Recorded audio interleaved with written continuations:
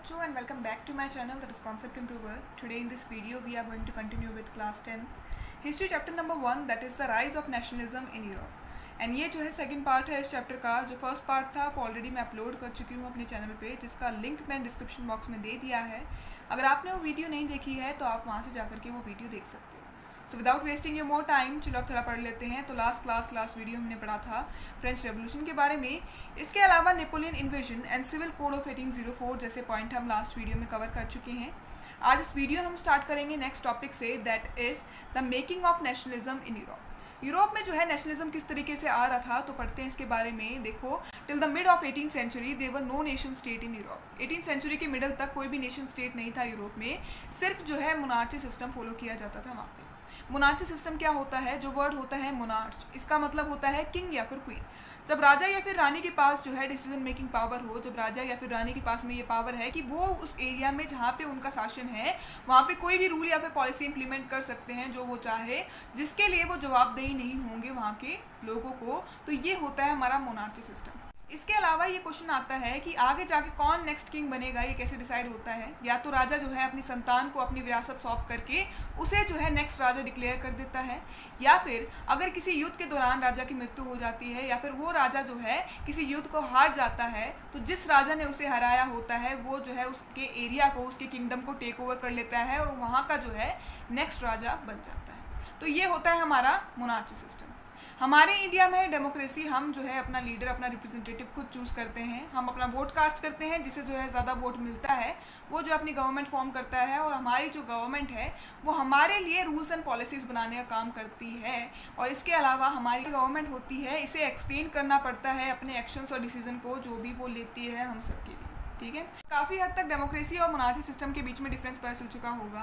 देखो, monarchy system जो है फॉलो किया जा रहा था यूरोप में, इसके अलावा कोई नेशन स्टेट नहीं था यूरोप में।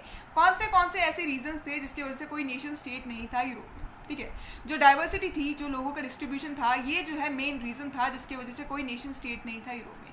डाइवर्सिटी क्या होती है? देखो, we all are different from each other in number of ways. हम सब जो है एक दूसरे से काफ़ी हद तक अलग अलग होते हैं। काफ़ी सारे फैक्टर्स ऐसे हैं जो हमें जो है एक दूसरे से अलग बनाने का काम करते हैं। कौन से फैक्टर्स होते हैं? वो हमारे जो लुक्स होते हैं, हम दिखने में अलग अलग होते हैं, हम अलग अलग रीजन से बिलोंग कर सकते हैं, हमारा रिलीजन अलग हो सकता है, हमारा कल्चर, इसके अलावा हमारा लाइफस्टाइल या फिर हमारा जो फूड होता है, ये सभी कहलाते हैं हमारे फैक्टर्स ऑफ डाइवर्सिटी जो कि हमें एक दूसरे से अलग बनाने का काम करते हैं। अब देखो, कौन से जो है ऐसे फैक्टर्स थे जो कि यूरोप में डाइवर्सिटी क्रिएट कर रहे थे।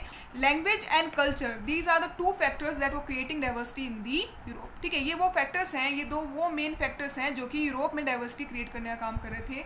अब आगे देखो, लैंग्वेज और कल्चर जो है किस तरीके से डाइवर्सिटी क्रिएट कर रहे थे। People residing in different area spokes different language. लोग जो कि अलग अलग एरिया में रहते थे, लोग जो कि अलग अलग कोनों में रहते थे यूरोप के, अलग अलग लैंग्वेज बोलते थे। वो एग्जांपल दे रखा है इस पॉइंट को एक्सप्लेन करने के लिए।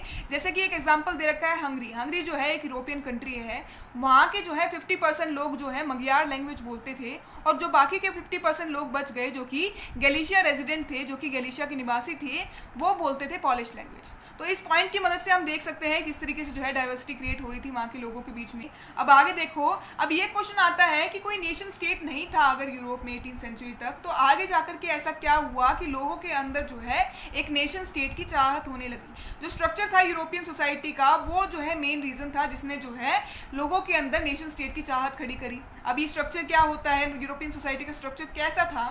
देखो, दो क्लासेस पहले से थी यूरोप में। कौन सी क्लास थी वो? Aristocracy class and peasantry class. Aristocracy class के अंदर कौन से लोग आते थे?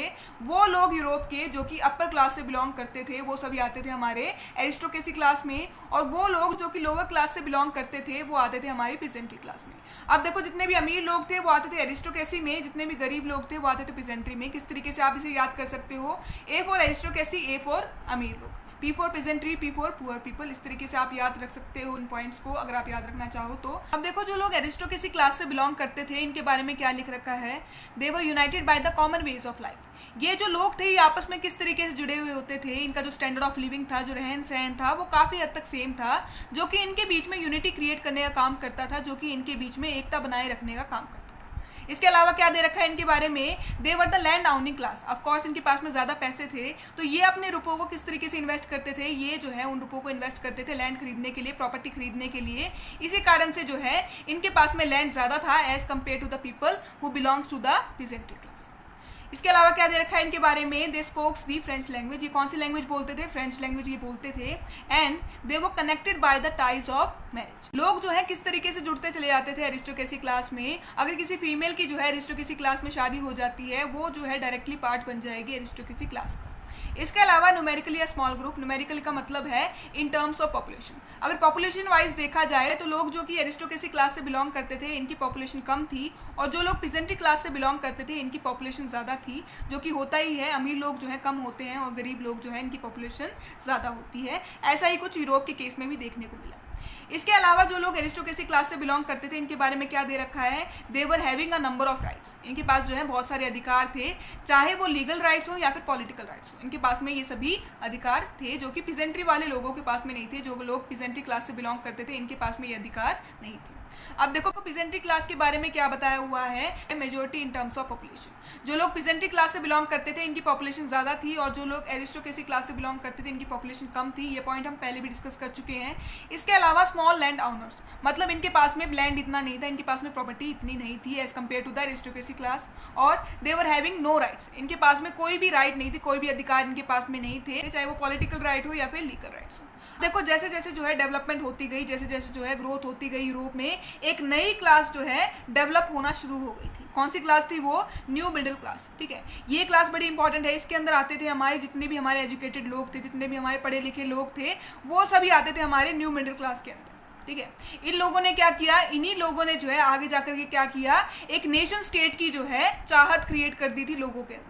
ठीक है, अब देखो इनके बारे में पढ़ते हैं। New social class emerge with the growth of towns and emergence of commercial classes. एक नई क्लास जो है डेवलप होनी शुरू हो गई थी यूरोप में, टाउन्स की डेवलपमेंट के साथ में, और जैसे जैसे जो है कमर्शियल क्लासेस जो है एमर्ज होने लग गई थी यूरोप में। ठीक है, इसके अलावा educated class with ideas of nationality gain popularity.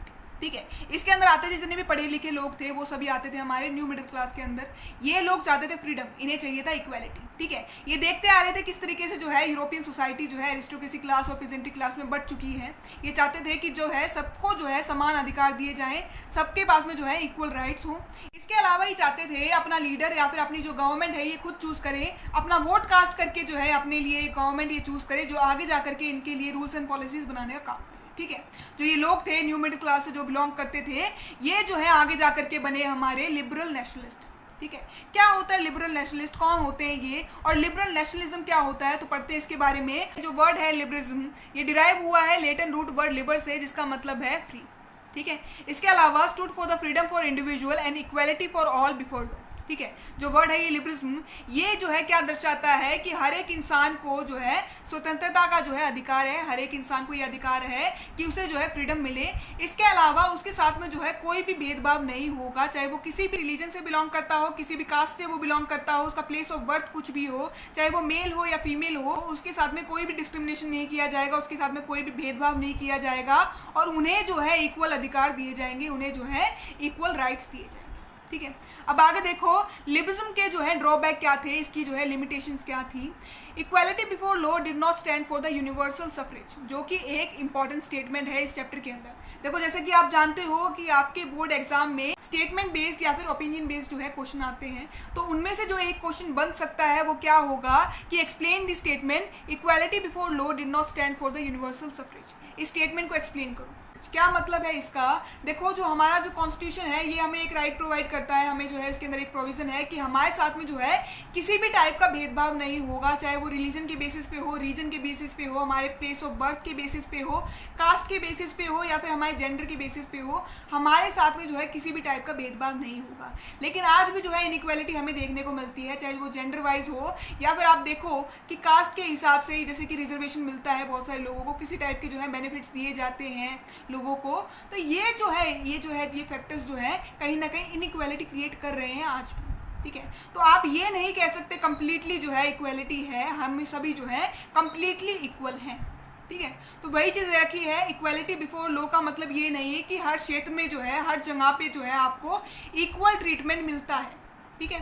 तो यही चीज लिबरलिज्म में देखने को मिली। क्या हुआ वहां पे, non propertied man and women were excluded from the political right. वो लोग जिनके पास में जो है प्रॉपर्टी नहीं थी, वो लोग जिनके पास में कोई लैंड नहीं था, उन्हें जो है पॉलिटिकल राइट्स नहीं दिए गए यूरोप के अंदर। ठीक है, पॉलिटिकल राइट्स मतलब वोटिंग राइट्स उन्हें नहीं दिए गए। वो अपना वोट कास्ट नहीं कर सकते थे, अपना जो है लीडर वो चूज नहीं कर सकते थे। अब आगे देखो इकोनॉमिक स्पेयर। इकोनॉमिक स्पेयर का मतलब क्या है, आर्थिक क्षेत्र में जो है लिबरलिज्म ने क्या क्या चेंजेस लाके खड़े करे यूरोप में। ठीक है, stood for the abolition of state imposed restrictions for the movement of goods and services. ठीक है, लिबरलिज्म ने क्या किया, जितने भी जो है रिस्ट्रिक्शन, जितने भी जो है रोक टोक या फिर जितने भी टैक्स जो कि गुड्स एंड सर्विसेज के इंपोर्ट एक्सपोर्ट पे लगे हुए थे, उन सभी को हटाने का काम किया था लिबरलिज्म ने।